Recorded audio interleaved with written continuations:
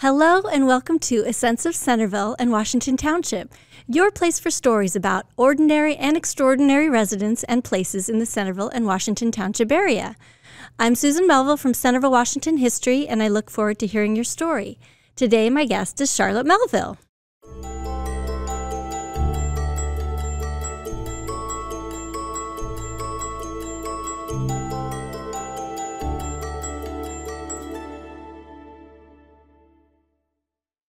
Charlotte is a 17-year-old rising senior at Centerville High School.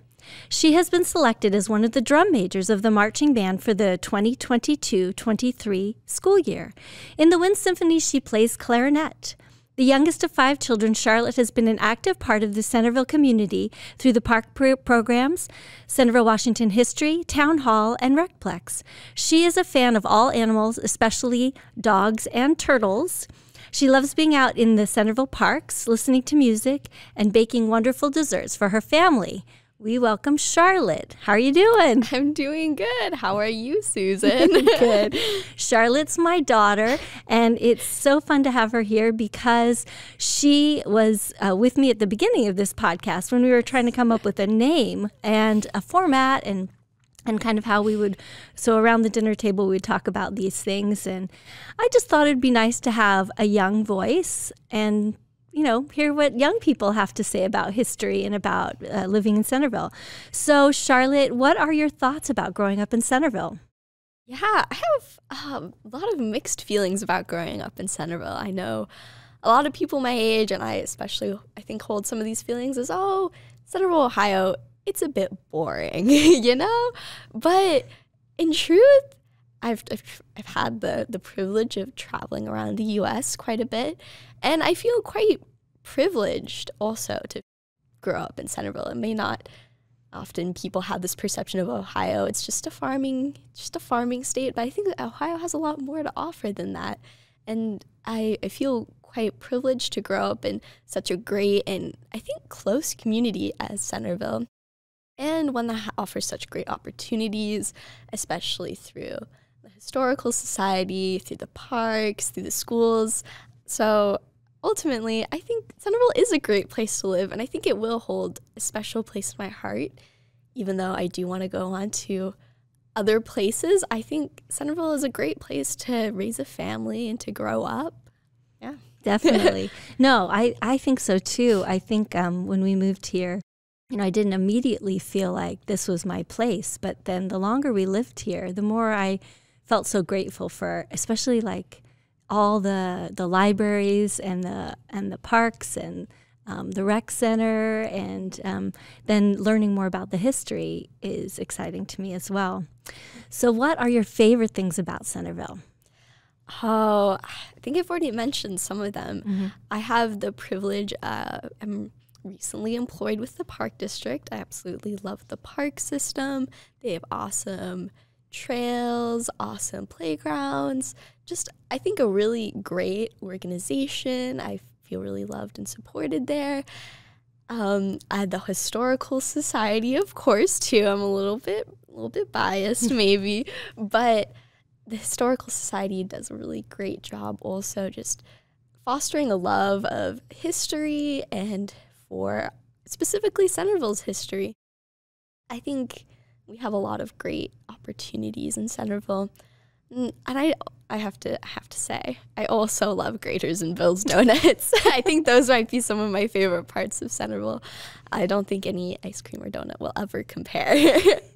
That is so awesome. Yeah, I know we've had many family trips to Graters, and it's a great place to hang out and stuff like that. So, Charlotte, mostly I interview people much older than you. Why do you think young voices have an important part in history? Yeah, I think young voices, sometimes I feel with like this whole opportunity, I don't really have much to say about Centerville or about history, but I think in the grand scheme of things, the people who feel like they don't have much to say are actually the ones that I think whose voices need to be heard the most. We have plenty of people who want to be heard who are talking. We need some other voices from people who maybe aren't as heard so often. So I think that happens a lot with younger people. I was recently actually rereading Anne Frank's diary. And I think she is just such a great example of a young person. And so a young person's voice that has lasted and had such an impact for such a long time. And I think we can learn a lot from her as young people about the importance of our voices in history and just as a document of what things were like for us growing up. I think we're really important. No, I love that you mentioned Anne Frank.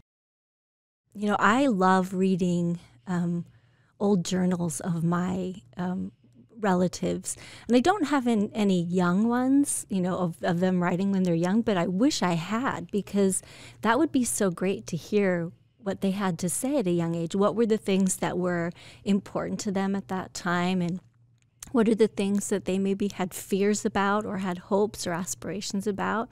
So, yeah, I think that young voices are important. And in my introduction, I talk about ordinary and extraordinary members of the Centerville and Washington Township community.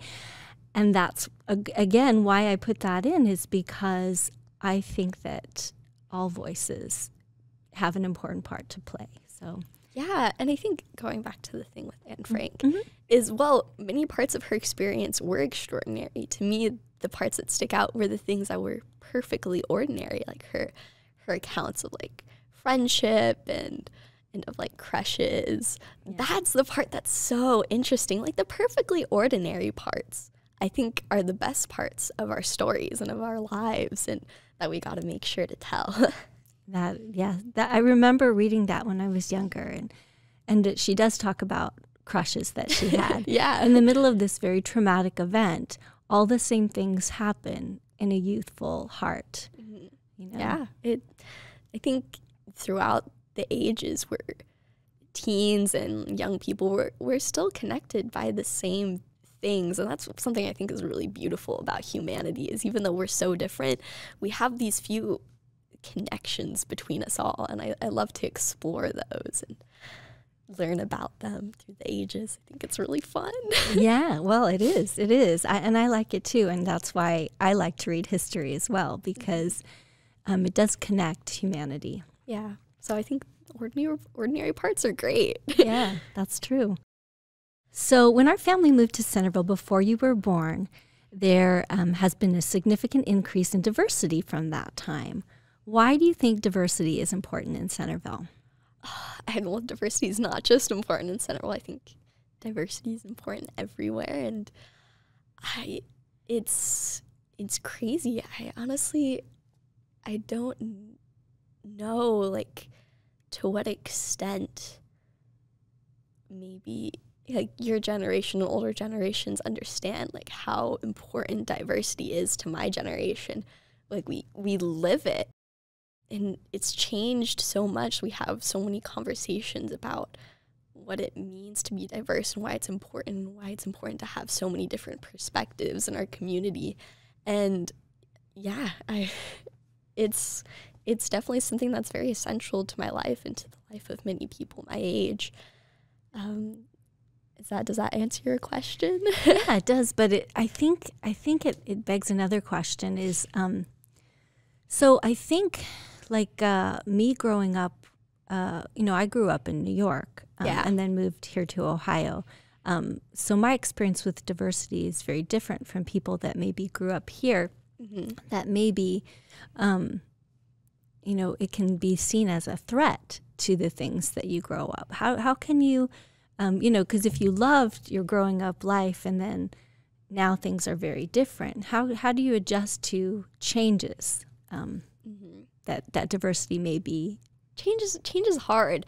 And as I'm, getting a bit older, I think I've really had to keep in mind that the experiences that I've had that have shaped my views on certain things, everyone has had experiences that have shaped their views, but just in different ways. So that's something I try to keep in mind when I come across situations that are different from what I believe or from what I've experienced. Is I try to think, well, what are the situations that would have caused it to be that way?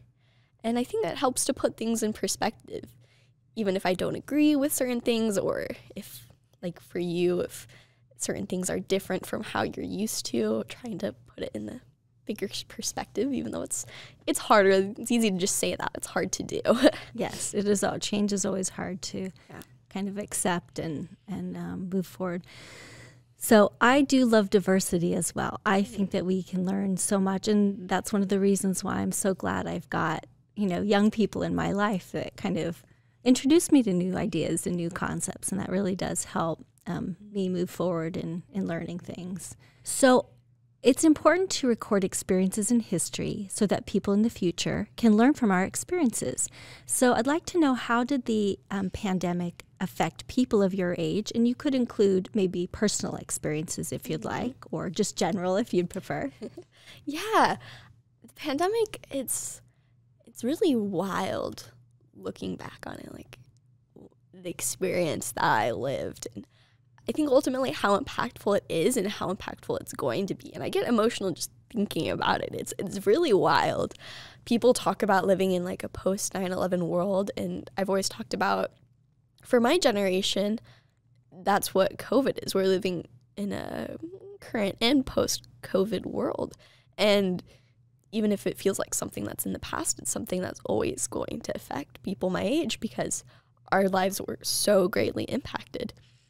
And the impact is ongoing. Is the crazy thing is, I know so many people struggled with mental health, with just dealing with things that were maybe bigger and more hard to deal with than anything they've dealt with in the past, or anything that they should be dealing with at that age.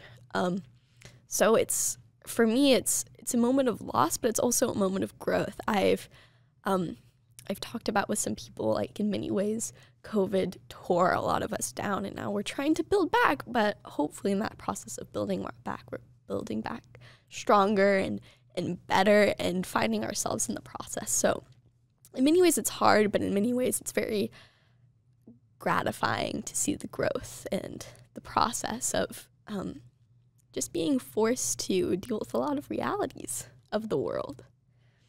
Yeah, I mean, I think that's true, is that, looking at it from an outsider, not being a young person, I saw the process of, you not seeing your friends, being in your room, trying to learn via, Skype or I mean, that's not Skype, that's an old-fashioned Zoom. Yes, Zoom. I don't know, Skype was the first Zoom. But yeah, so, and then life wasn't normal. And there was some disappointments, many disappointments. But I think as a family, we really tried to figure out how to make it as good as possible. And with extended family's help, we've grown.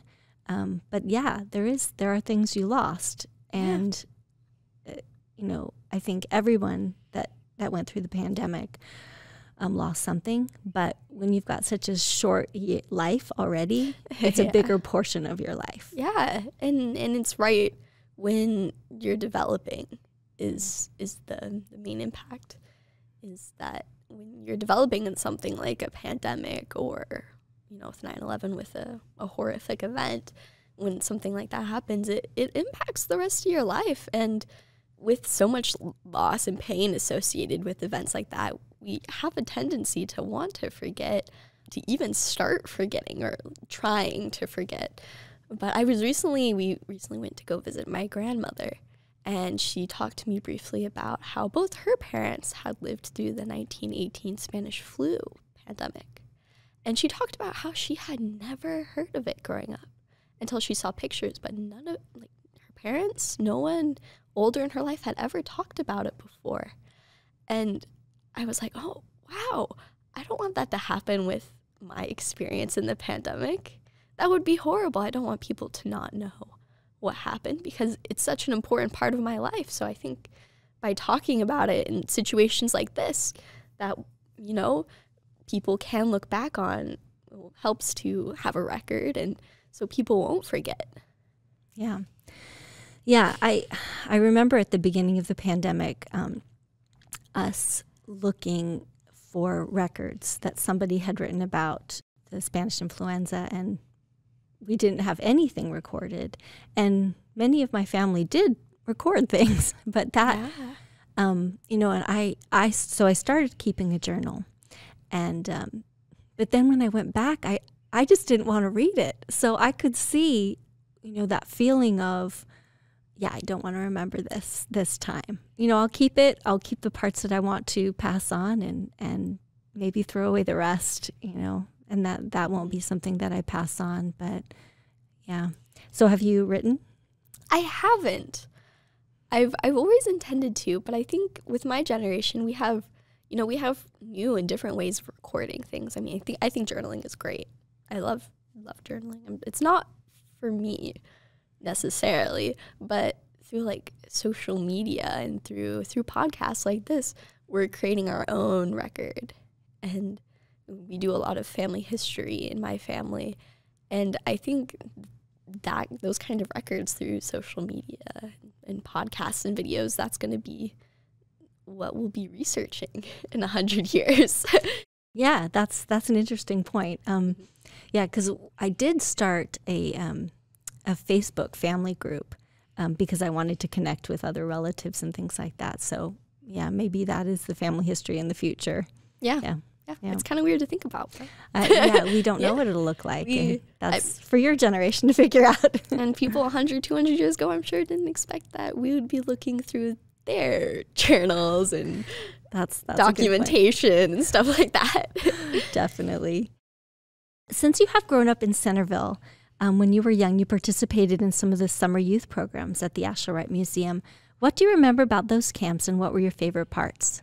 Yeah, actually, I remember a lot about those camps. I did them with some of my friends growing up, and I just remember as a kid just loving history. I was super into Laura Ingalls Wilder and that whole era, and so I had an insatiable appetite to learn about history and to live it also, which was the part that I loved about the programs, is they actually walk you through what a day in a life is like and all the things that would go into being an early settler of Centerville. And as a young kid who just wanted to learn about everything, I thought it was so fun.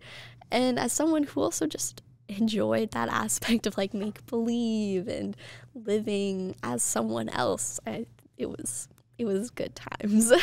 Yeah, I think there's a little bit of a fantasy. What if my life was, you know, simple like this? Or, I mean, simple, hard. Yeah. They had a hard life, yes, but very, very different. But it is always interesting to see a different world. Yeah, it's so interesting to me because you're exactly right. It's hard, but the simplicity is so appealing, especially as you grow older and life seems to become more complicated and convoluted. You're like, simplicity like that, it's very appealing. Yeah, where you just had to work every day just to survive. Yeah, you couldn't think about to survive. Yeah, it's fun. I didn't go to the camps, and I haven't really volunteered for the camps or anything. So, what kind of things did you do in the camps? Yeah, so my favorite one is we would do, I don't remember the name, but we would act out a day as if we were students going to the schoolhouse. So we would get a little bow in our hair, we would get our little lunch pail, and we had to go collect sticks for the fire outside of the house. And they would ring the bell, and we would all line up, and we would go into the schoolhouse, and we'd learn about what they would learn about, like the native plants, about reading and arithmetic, and they would tell stories about what it'd be like to be a school kid. And it was just a good time. I really enjoyed it. That's good. Yeah, I know they have different ones now than they had when the kids were growing up. I remember Elizabeth, your sister, they did the corn husk dolls. And I remember every time we got corn on the cob, we would have to make corn husk dolls in our backyard. I remember, I think I did the corn husk doll twice maybe, and I think I might still have them. I don't know. No. But in your room? I had them at least for a while. I don't know if I do currently, but I just loved it. It's so fun. And to look at something like, I don't think I was ever super into dolls growing up, No. but I feel like it's very different when you have something that you made and you get to imagine her own life and her own face, you know? Right. Yes, I loved my Cornhusk dolls. Good. I'm glad. Yeah, so it's lots of fun to do those kind of programs where you're imagining what life would be in the past. And yeah, that's good. So you also did school tours in your various, did you do one in middle school as well? Yes. Yeah, we did one, I think in 7th grade. Mm-hmm. I remember that, yes. Lots of walking. I don't remember there being lots of walking. I do remember some kids in my class ordered a lot of donuts at Bill's, including like a whole gallon of milk, and I think may have drunken that whole gallon of milk on the walking tour, and I think felt quite sick afterwards. So that was memorable. Yeah, it's always fun to share our museums with the little kids and then the middle schoolers. And yeah, they're funny. Yeah, and I know I not everyone stops for donuts, but I know it's the highlight when they have that on the agenda. Definitely. Okay, so why do you think it is important to volunteer, and what are your favorite ways to contribute to your community? Yeah, volunteering. Volunteering is very important to me. I think, I feel ultimately very grateful and privileged to have grown up in Centerville. So volunteering is a lot about giving back, and I think it helps you as a person just as much as it helps the people, whoever you're helping. I feel so good about myself when I help and when I volunteer, and I've loved and I've treasured all the opportunities I've had to volunteer, and especially through my parents who really facilitated a love of service and giving back to your community. And some of my favorite memories, I think, were as a younger person volunteering with the refugees in Dayton, being able to help someone just who is new to our community and really just needs that help in a time in their life when it could be very difficult. I remember that being very impactful. As a young person, we helped in a variety of ways. We helped teach English. We would give Christmas presents. We would help set up homes for new coming refugees into the area. So I remember that being a very impactful part. Specifically in Centerville, though, more recently, I've had the opportunity to volunteer with United Sound, which is a really great opportunity where band students like me, we help mentor students at my school that have disabilities to learn instruments. So I had the opportunity to teach flute to some new musicians, and that was so fun. I love teaching people new skills, especially skills that I have. Being able to share that with other people is really gratifying also. Yeah, well, you don't play flute, so how'd that work? So a big part so first of all, I was working with someone who did play flute, but my role was more to help with rhythms and help learn to read the sheet music. And I also learned a little bit of flute in the process, but no, I do not play flute. All right. Yeah, I think United Sound, I know watching those kids and with United Sounds, it's kids or high schoolers that wouldn't have had the opportunity to be in band for some developmental or neurological or physical challenge, right? So I just feel so much joy watching those kids because they're so excited to participate. And I love that Centerville is very inclusive.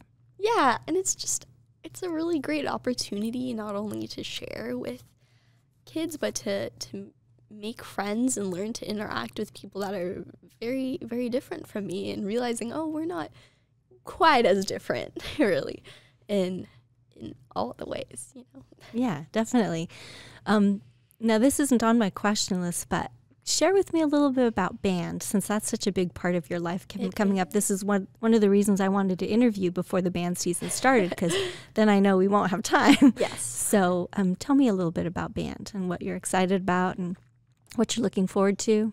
Yeah, Centerville community, it really benefits from having an amazing band program. And I know I've really benefited from being a part of it.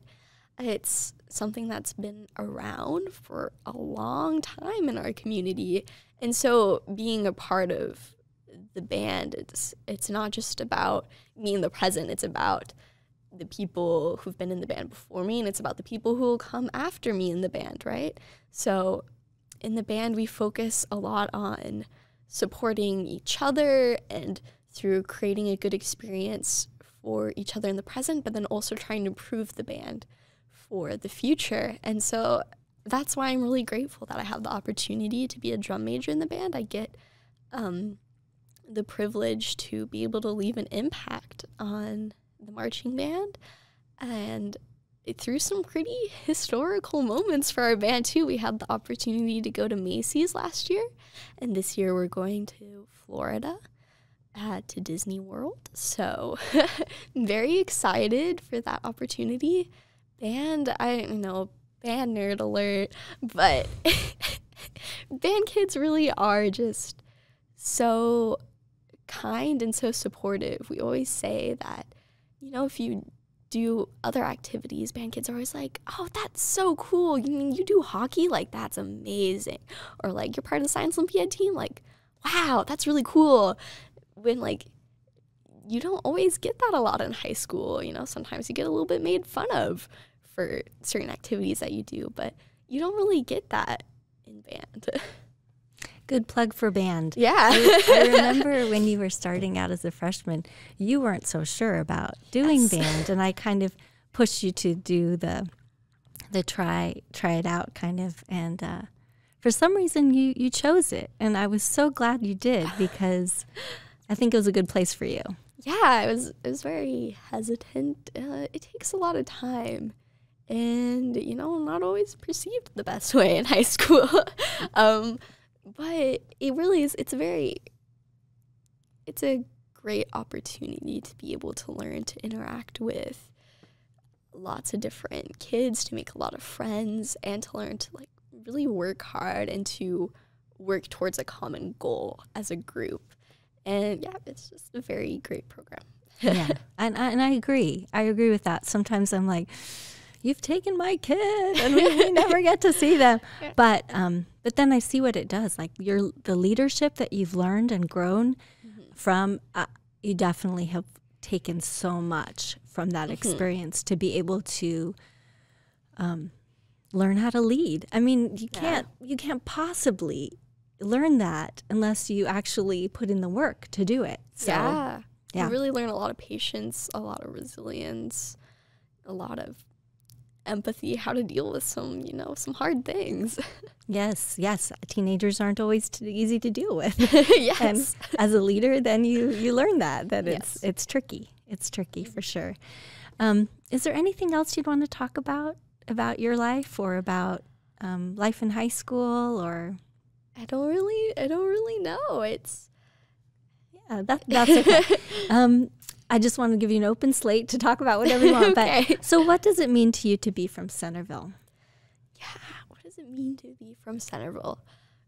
For me, Centerville it's about a community that really supports each other, I think, and supports a lot of different paths and opportunities. I think being from Centerville for me means opportunity. I feel like I've never lacked in experiences or in, possibility. I feel like I've always been supported. If there's something that I want to do, Centerville has the opportunity to do that thing, and I think that's really impressive. For just a little city in Ohio, to have just such great opportunities, and I'm really grateful for that I'm able to be where I want to be and to achieve what I want to be. It's really cool. That's awesome. Last question that's not on here is, where are your favorite places in Centerville? Favorite places in I have a list. One one of my favorite places is Esther Price Chocolates. Really? Wow. Just because I love chocolate a lot. I love Graders, of course. I love Billy Eck Park and Grant Park and all of our parks. Another place in Centerville that I love is my home, my bed. I'm so glad you said that. I was hoping that would be. That was the right answer. That was a good answer. Okay. Yeah, there's no right answer. Yeah, I definitely have a lot of happy memories in Centerville. Wonderful. Well, thank you so much for being here. It was delightful to talk to you, and you're so well-spoken, and I feel grateful to be your parent. I'm very, very fortunate. Thanks for having me. No, this was fun. Yeah, well, it was fun. And I think it'd be fun to have some other young voices as well. Yeah. Just to get different perspectives. And yeah. We're living history every single day. Like, definitely. We're creating it. Creating history. I like to see what's in the future. Yeah, what's in your future? What's in my future? Yeah. Well, that's a good question. That is the question of the moment as going into senior in high school. And for me, I hope, the one thing that I know is I really hope my future involves a lot of helping people. I mean, I do have more practical aspirations, to go to college and get a dog, but ultimately I think that's my main goal in life is I want to help people. Well, I love that because really community and helping people is what makes us feel good. Yeah. It's what gives us purpose ultimately. Definitely. Well, good luck with your goals. I'm fortunate that I will know the future. I'll be able to see. Yes. Yeah. But maybe we'll have a follow-up in a few years. Yes, everyone else will need to get an update later. Definitely. Okay. So thank you to Miami Valley Communication Council for helping to produce this podcast, and my guest Charlotte for taking the time to be here today.